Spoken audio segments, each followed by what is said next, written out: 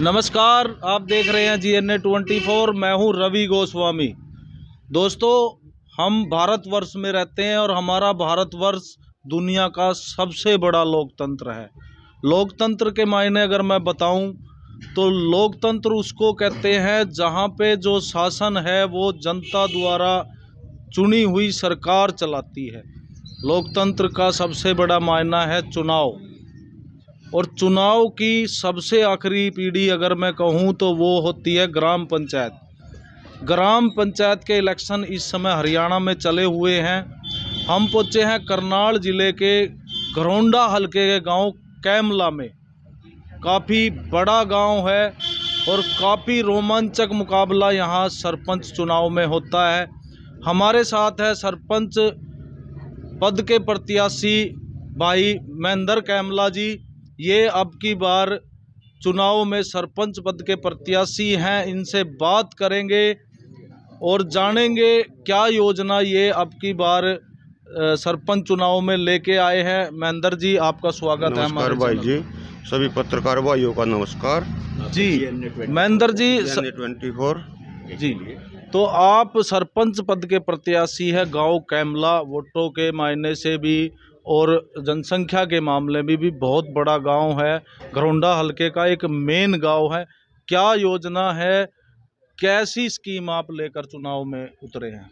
भाई साहब, अपना तो ये कि है गाम राम मेरे को मौका दो, और मैं जो 36 बरादरी सभी भाई मेरा सहयोग कर रहे हैं जी। और मैं परमात्मा के दया से मेरे को सारे गांव का अच्छा, हर भाई मेरे को विश्वास दे रहे हैं। सब भाइयों ने मेरे को अच्छा सुभाषण दे रखा है और हर भाई ने मेरे को कहा भाई दिल से मेहनत कर, हम आपके साथ हैं। और परमात्मा के दया से मेरा ये काम सफल होगा। और मेरी एक ही लगन है कि भाई मैं अपने गांव में अच्छे से अच्छे काम करूं। मेरे गांव में बहुत ज़्यादा, एक तो इलेक्शन लेट हुआ है, और जैसे कि एक हमारा बड़ा जोड़ है, वहाँ अगर आप जाके देखोगे ना, आप वहाँ 10 मिनट नहीं रुक सकते जी। इतना बुरा हाल है उस जगह पे कि आप वहाँ खड़े नहीं हो सकते। और उसके बाद आज जो ये चौक हमारा, एक रास्ता अलीपुर रोड चला गया, एक बरसत रोड और एक कौन रोड, वहाँ भी बहुत ज़्यादा गंद है। तो मैं गाम राम से अपील करता हूँ कि मेरे को मौका दो, आपका भाई, आपका बेटा, और इस सबसे पहले मेरा यही कर्म होगा कि मैं इस काम को सफल करूँ। यही सवाल मैं आपसे पूछने वाला था। अभी हम आपके गांव में आए हैं, वैसे भी आते रहते हैं। गंदगी की अगर मैं बात करूं तो इस हलके में सबसे ज़्यादा गंदगी आपके गांव में है। आपके पास क्या योजना है, क्या रोड मैप है कि इस गंदगी को आप इस गांव से दूर करेंगे? ऐसा है भाई साहब, ये तो क्लियर सी बात है, हर आदमी को दिखता है। तो आप किसी भी चौक पे जाके देख लो, गंदगी मेरे गांव में बहुत ज़्यादा है जी। और ये तो कहने की बातें ही नहीं है। आप सारे को घूमते हो, आप भी देख रहे हो, बहुत ज़्यादा बुरा हाल है। क्योंकि मैं उन लोगों की मत मानता हूँ जो लोग उस जगह पे रह रहे हैं। जी। क्योंकि है ना, उस जगह पे इतना बुरा हाल है कि आप वहाँ 1 मिनट भी नहीं रुक सकते। और वो लोग अपना पूरी लाइफ उनकी उसी जगह पे चल रही है, क्योंकि वो बेचारे, उनके पास कोई रास्ता नहीं है। जी। वो अपना मकान खाली करके नहीं जा सकते, जी। क्योंकि उनकी जगह ही वहाँ है। आपने पता है प्रॉपर्टी कहाँ पे जा रही है, जी। तो वो लोग किस जगह पे अपना मकान बना सकते हैं? जी। मैं तो यही कहूँगा कि उनके साथ बहुत गलत हो रहा है। ठीक है, वो अगर परमात्मा ने मेरे को मौका दिया तो मैं उनके भाइयों के बारे में ज़रूर सोचूंगा। सबसे पहली प्राथमिकता इस गंदगी को हटाना आपको हाँ जी, हाँ, गांव का सुंदरीकरण करना मेरा कर्म होगा।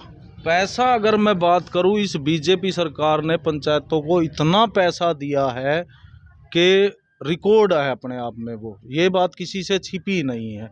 अभी 1-1.5 साल तो निकल गया, सरपंचों को के पास बहाना था कि हमारे बस्ते जमा हो गए, लेकिन ये गंदगी जब पंचायत चालू थी तब भी थी। भाई साहब, ये तो आप देख रहे हो, अगर कोई मान लो पहले कोई भाई ऐसा काम करता तो ये सवाल भी नहीं उठे थे, ना ये चीज़ आपको देखने को मिलती जी। इस टाइम अगर वहाँ आप देखोगे ना, तो वहाँ पर इतना बहुत ज़्यादा बुरा हाल है कि आप वहाँ देख के एक हो गए भाई, यहाँ इस गांव में कोई काम नहीं हुआ है। ठीक है, अगर आप किसी भी चौक पे जाके देखो, एक तो बड़ा गांव है, पानी की निकासी की बहुत ज़्यादा प्रॉब्लम है यहाँ। हर रास्ते पे पानी की निकासी तो है ना, मकानों का पानी चलता है और वो सारा रास्तों पे जाता है। इस चीज़ से भी मेरे गांव के लोग बहुत परेशान हैं। जी बिल्कुल, मुझे बीच में कितनी बार आपके गांव से फ़ोन आए हैं इस गंदगी के बारे में, लेकिन संकट ये था सरपंच के पास बहाना था कि हमारी जो है पावर ख़त्म है, बस्ते जमा हो गए। बीडीओ को अगर बोलने, घरौंडा में ऐसा हुआ कि अंग्रेज सिंह जो बीडीओ थे वो चले गए गुरलीन कौर आ गई। फिर उनके पास अगर हम जवाब लेने गए तो उन्होंने कहा मेरे तो वो पेपर देने चली गई, अंग्रेज सिंह अगर मैं अल्टरनेट हूँ। आप कैसे आश्वासन दिला सकते हैं कि इस गंदगी से, क्योंकि पूरा देश आपको देख रहा है गांव के साथ साथ, चुनाव के बाद अगर आप सरपंच बने तो ये सवाल आपसे पूछा जाएगा, आप वादा, पक्का वादा करें इस गंदगी के बारे में। ऐसा है भाई साहब, ये तो एक सोचने की बात है कि भी निकासी का मेरे गांव में बिल्कुल भी, कोई भी किसी भी कोने में आप जाके देख सकते हो, मेरे गांव की निकासी बिल्कुल बंद है जी। मेरा सबसे बड़ा कर्म यही होगा कि मैं अपने गांव की सबसे पहले तो ये निकासी, अगर निकासी का काम मेरे गांव में हो जाता है ना, सबसे बड़ी प्रॉब्लम है निकासी। और निकासी होने के बाद जैसे वो बड़ा जोड़ है, वहाँ पानी जाने का कोई भी रास्ता नहीं है। अगर उसको किसी निकासी से जोड़ा जावे ना, तो वो जोड़ बिल्कुल, उसमें बहुत ज़्यादा पानी है इस टाइम। अगर वो पानी ख़त्म हो जाता है, पानी अगर उसको कहीं निकासी में डाल दिया जावे तो वो इतना नहीं भरेगा। वो सबसे ज़्यादा प्रॉब्लम तो निकासी की है। अगर एक दो बारिश भी हो जाती है ना, तो वो जोड़ है ना गांव में बढ़ जाता है जी। और जो बेचारे वहाँ उस जगह पे रह रहे हैं, उन लोगों को कम से कम 2 फुट पानी के अंदर को एंट्री करनी पड़ती है। वो बहुत परेशान है, छोटे छोटे बच्चे, लेडीज, वो बहुत ज़्यादा परेशान है। लेकिन ये चीज़ें अनदेखी की जा रही हैं। ये अगर जो इन चीज़ों के बारे में कोई सोचता, ठीक है, तो ऐसी नौबत नहीं आवे थी। वो लोग जितने परेशान है वो तो उनको ही पता। जी। ठीक है जी। हाँ, मेरी कोशिश यही रहेगी, मैं सारे गांव राम से अपील करता हूँ, अपने भाई अपने बेटे ने मौका दो। ये सबसे पहला मेरा कर्म यही होगा। जी। तो आपने देखा कि इस गंदगी के बारे में, जैसा कि इन्होंने कहा, निकासी की समस्या है, लेकिन सरपंच की जिम्मेदारी बनती है कि वो प्रशासन को इसके बारे में आगाह करे और इस निकासी की व्यवस्था कराए। ये जिम्मेदारी सरपंच और प्रशासन की बनती है। महेंद्र कैमला जी वादा कर रहे हैं सबसे पहले इस निकासी की समस्या का समाधान किया जाएगा और इस गंदगी से कैमला गांव को निजात दिलाई जाएगी। अब आते हैं स्वास्थ्य पे। गंदगी के बाद आपके गांव का जो सरकारी अस्पताल है, जो पीएचसी है, प्राथमिक स्वास्थ्य केंद्र, वो अखबारों में भी छपा था, करीब 40 से 50 साल पुरानी वो बिल्डिंग हो चुकी है।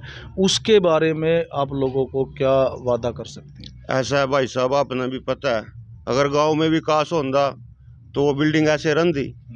अगर उस बिल्डिंग को आप जाके देखोगे ना, आप उसके अंदर जाने से पहले ये सोचोगे कभी इसकी छत गिर जाए। जी। तो भाई साहब वो तो बिल्कुल खंडित हो रही है। उसमें वही बात है, जब उसके कोई देख ही नहीं रहा, उसकी साइड में किसी ने देखा नहीं है, जब उसकी यह स्थिति है। और बहुत बढ़िया मौके की जगह है, वो गांव की फिरनी के ऊपर है और बहुत बढ़िया जगह है। सिर्फ भाई साहब मेरे गांव की तरफ देखा नहीं जा रहा है और विकास बिल्कुल ही खत्म है। जी। तो आप हाँ। क्या वादा करते हैं उसके बारे में क्या कदम आप मैं सभी भाइयों से प्रार्थना करता हूँ, मेरे को मौका दो।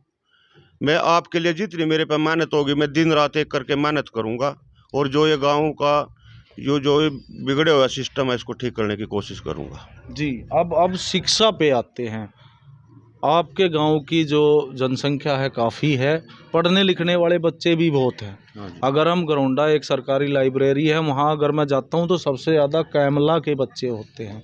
क्यों ना कैमला में ही सरकार के द्वारा एमएलए साहब से बात करके या प्रशासन से बात करके एक लाइब्रेरी का जो है निर्माण कराया जाए। भाई साहब यही कह रहा हूँ मैं, अगर गामराम मौका देता, देखो बच्चे जब गांव में कोई सिस्टम नहीं होगा तो बच्चे क्या करेंगे, उनको बाहर तो जाना पड़ेगा। जी। ठीक है, ये तो एक कन्फर्म है। मान लो गांव में अगर सुविधा होगी तो बच्चे बाहर क्यों जाएंगे। जी। और बच्चों को बाहर जाने में भी बहुत दिक्कत आती है, क्योंकि रोडवेज बस एक ही आती है और ये आप जानते हो कितना बड़ा गाँव है। वो एक बस इतने बड़े गाँव के बच्चों को कैसे ले जाएगी। बच्चों को जाने में बहुत दिक्कत आती है, बच्चे बहुत परेशान हैं। भाई साहब पिछली बार वो रोडवेज वो भी हटा दी, तो सारे बच्चे, लड़कियां भी जाती हैं, लड़के भी जाते हैं।